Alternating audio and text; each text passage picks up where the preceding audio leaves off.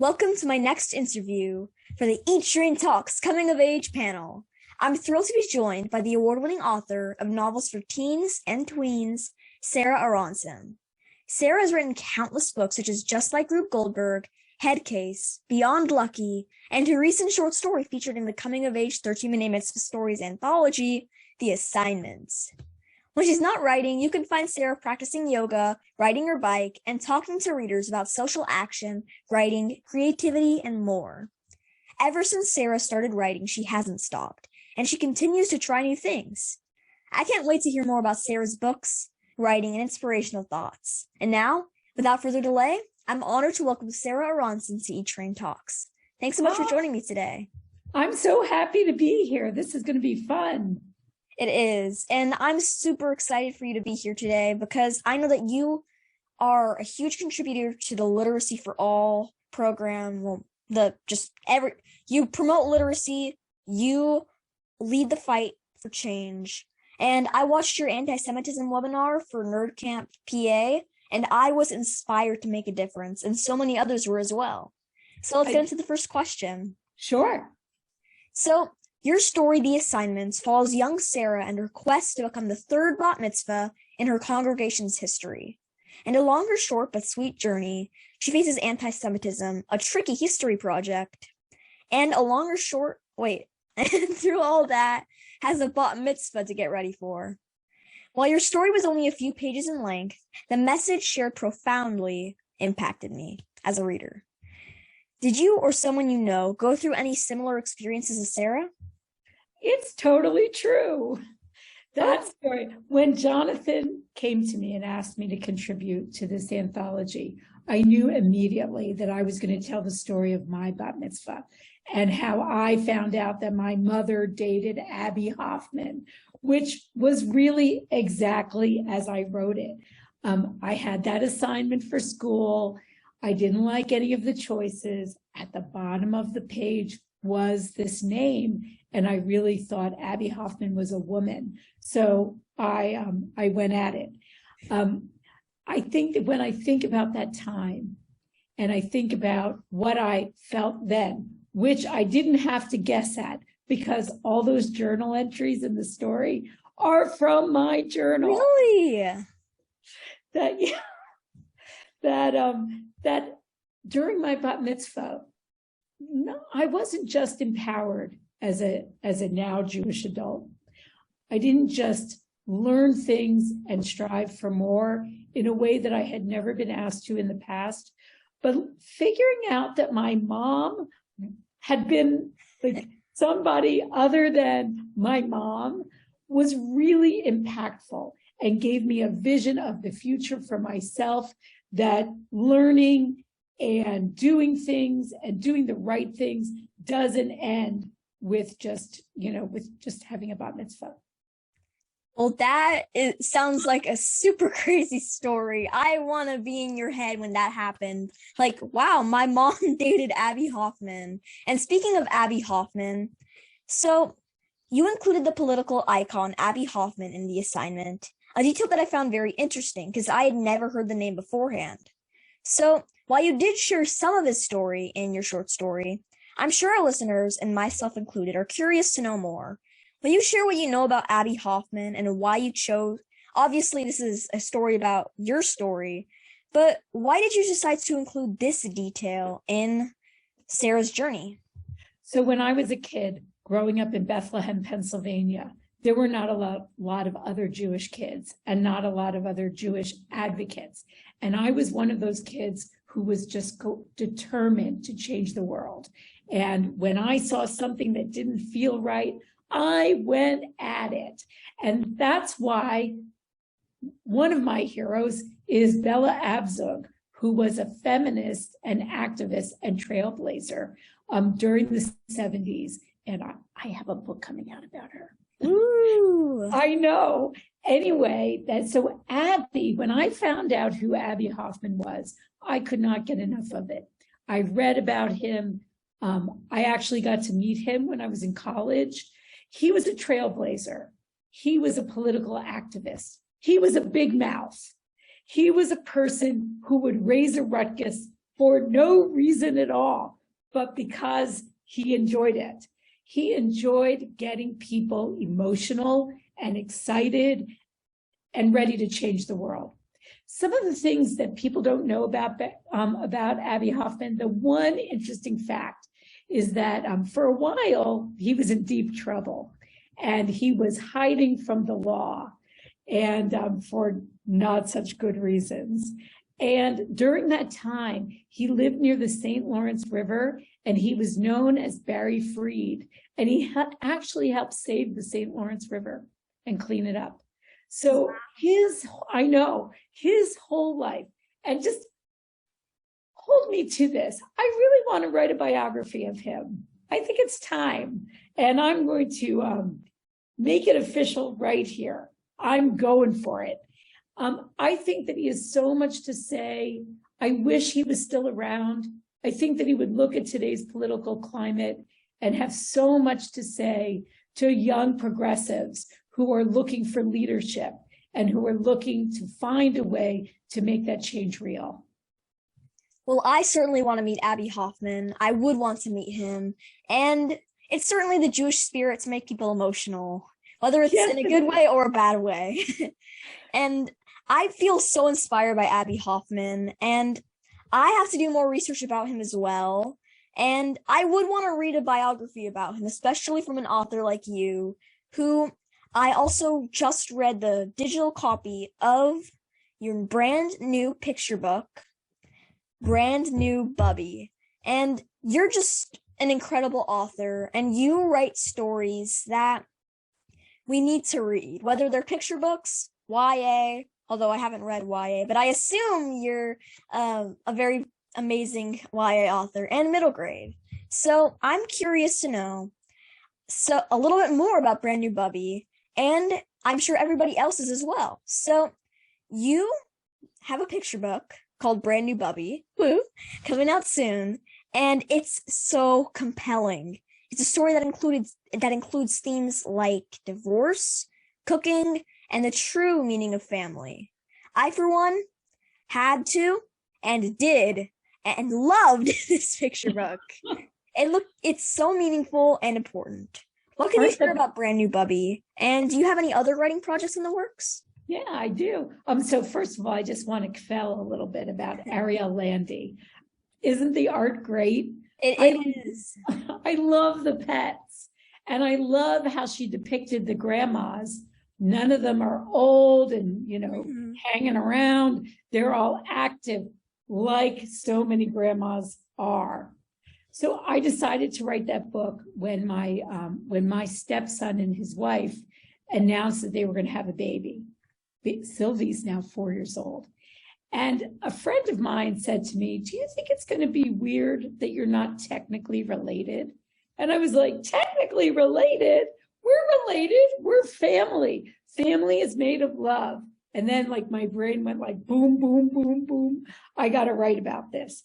That's how all my projects start, with me feeling either excited or curious or sort of irritated about something. And then I've just got to work it out.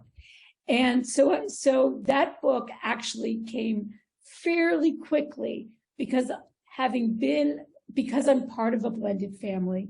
I know that it takes some work to bring people together and to know each other and then learn to love each other and to use that love and that family to grow and do great things. So I was really excited to do this book. It's been so much fun already to see it going out into the world and to talk to kids about what I'm doing now. Is I'm making a new family tree. I'm calling it the family constellation. And instead of thinking about family as just blood, I'm going to ask young readers to think about who are the people who bring light into your life. Who are the people who you love, who listen to you, who help you, who celebrate you, who wave their pom-poms. All of those people, that's family. It's diverse, it's important, these people are important, and we need to find a way to celebrate and acknowledge them. So projects I've got going. I am one of those writers who works on more than one thing at a time because I have so many interests and because I feel strongly about writing whatever I'm curious about. I'm not, as you've already noticed, genre, I write them all. Ideas, if an idea comes to me, I'm always going to say yes. The only thing I can say that's true about all my books is that they feature Jewish people. And that's because I feel like diverse books are not just for diverse people, that we learn kindness. Actually, we don't really need to learn kindness. Kindness just comes along, but we get away from fear and hate by getting to know people who are not like us. So you'll always find a Jewish character in all of my books. So what I'm working on now, I'm almost finished with a picture book about a guy named Marty Glickman, who I thought was just the voice of New York sports for like 55 years. And he was Jewish, and he trained Marv Albert, and he was really cool and fun. But then I found out that in 1936, he was on the Olympic track team, and he was taken off the team at the last minute because he was Jewish. Whoa. I know, the Hitler Olympics. So, and he was friends with Jesse Owens, and Jesse Owens advocated for him to run the race, but because of anti-Semitism, he didn't. And he didn't let it stop him. Marty still loved sports, even when sports let him down.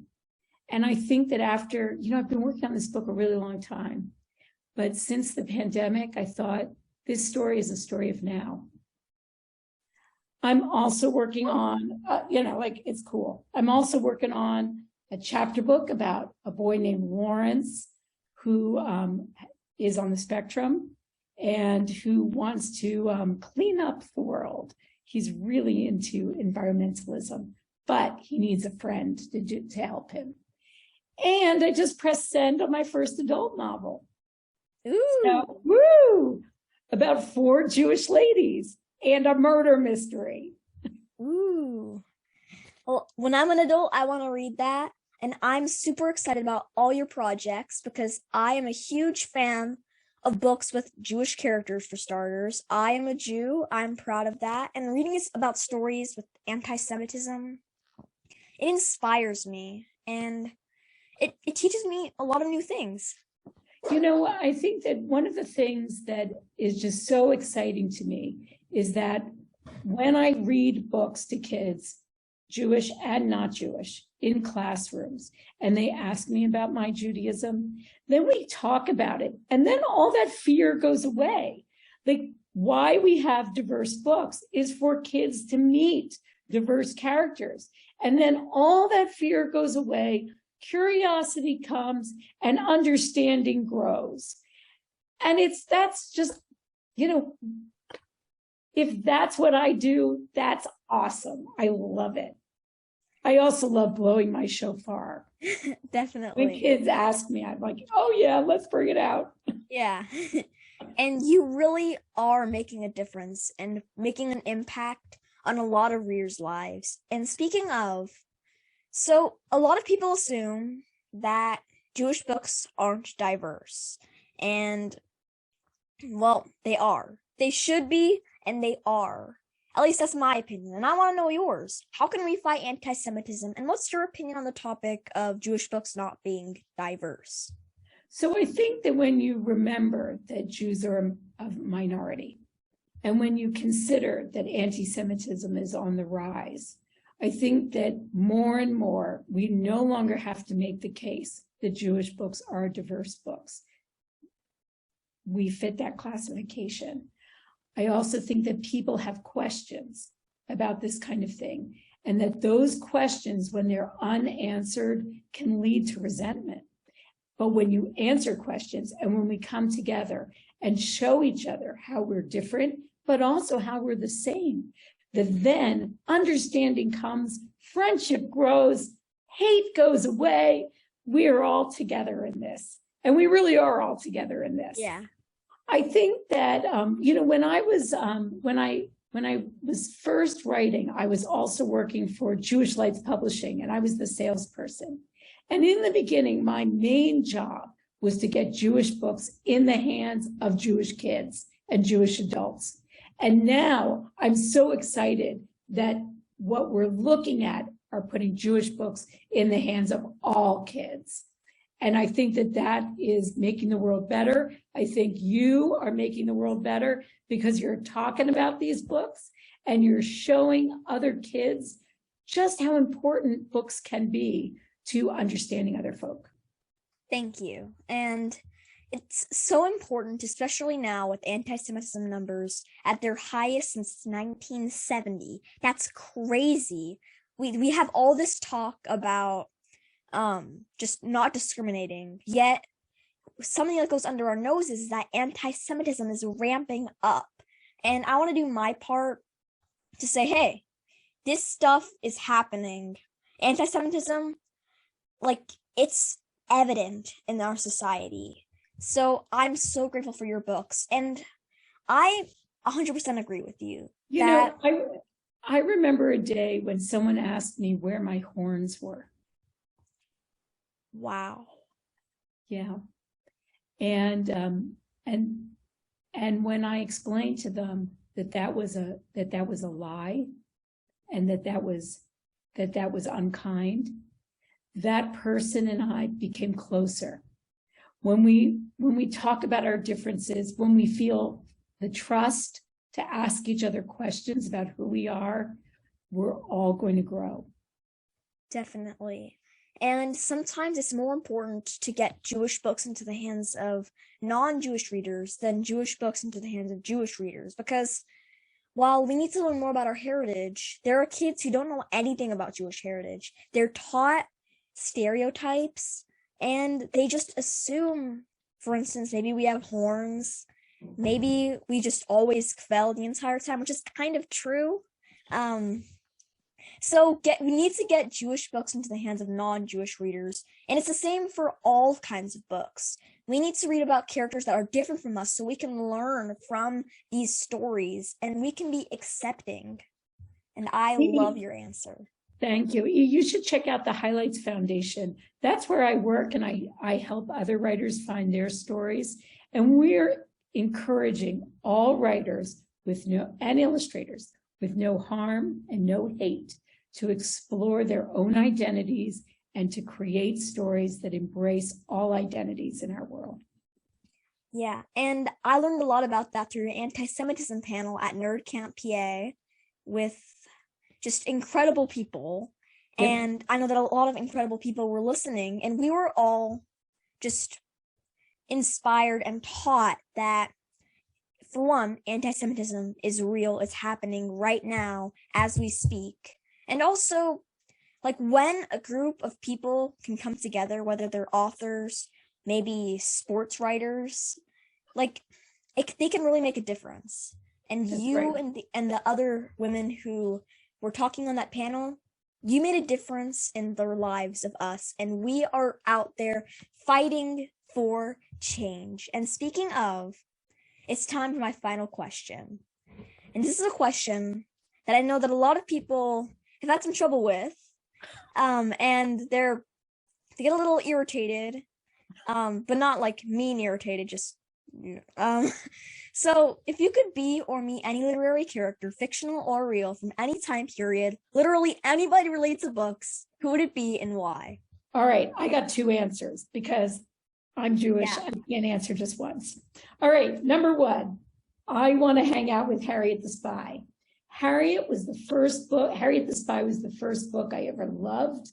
It's the book that made me a reader. It's the book, thank you, Dan Sigley, my first teacher who saw in me something more.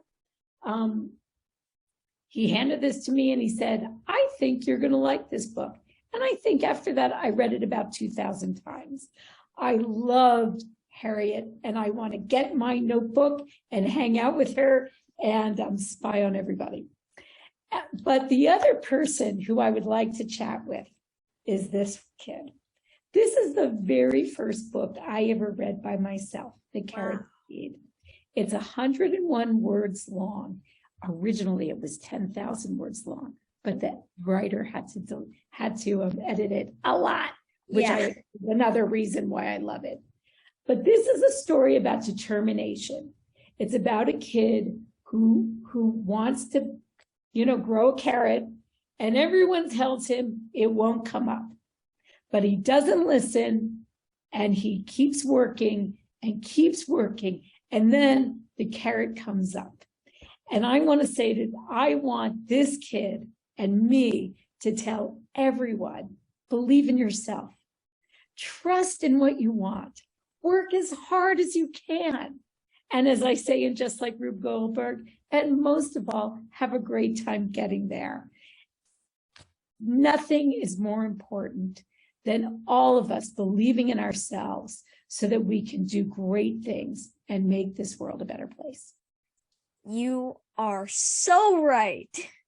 And I need to read Harriet the Spy because there's no one reason. There's every reason. And I don't know why I haven't yet. Although it might have something to do with this big pile of books. Once that's gone, Harriet the Spy will be on my bed, and I will read it in the morning, in the evening, when I'm eating lunch, when I'm eating breakfast, the whole day. And then you're going to call me and we're going to talk about it, because I still read Harriet at least once a year. And she just means so much to me.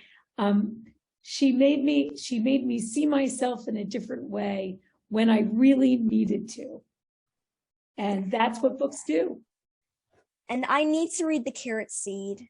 It's always so, like, the first book that you ever read always makes the biggest impact on you. And the first book I read is one that I don't know the first book I read, but I'm sure it made an impact on me. All of my kids are big readers, and it's so much fun now because we're reading to our grandchildren and we're sharing the books that mean so much to us to the next generation. And then they're finding their own books that they love and we're reading them. So books create conversation, and really that conversation is where we combat anti-Semitism, is when we read the book. When you read about Ari in Beyond Lucky or Rube Goldberg or any of the books, any of the stories in Coming of Age, when you read those stories, a conversation begins. And that conversation between people is the conversation that's going to help us understand one another. I love that. And everybody, today's guest has been the middle grade and now picture book author and storyteller, Sarah Aronson. It's been such a pleasure talking with Sarah today. She is an author with a true heart, and I absolutely love a quote I found of Sarah's. We can change the world if our stories come from our joyful hearts. I love this quote so much. Oh, my heart. What a profound and meaningful path to write from. Just, you're incredible. Like, there's no one adjective to describe how amazingly kind and just smart and clever, and I can't think of a word. You're amazing. You're the best. Back at you, because you are doing the work and you are building the bridges and you are starting a conversation, and that's amazing. Heroes are regular people doing big, big things, and you're doing it. Thank you. You're doing the same, and I plan to keep following Sarah's writing journey, and everybody listening, you need to as well. She's working on a lot of writing projects, and she wrote Just Like Rube Goldberg, which I, for one, need to read. And my 5th grade class at my Jewish day school, they did a project on Just Like Rube Goldberg. And it's just, she's really making a difference in the lives of so many kids and adults alike. From her seminars, is it seminars or webinars, or is that the same thing? I don't know. It's sort of the same. All right. From her webinars to her books, Sarah Aronson is an incredible human being and one that you need to follow. So check out her Twitter at Sarah_Aronson. If you don't know what an underscore is, I'll just put the link in the description. And check out our website, saraharonson.com. This has been so fun. And that's all for now.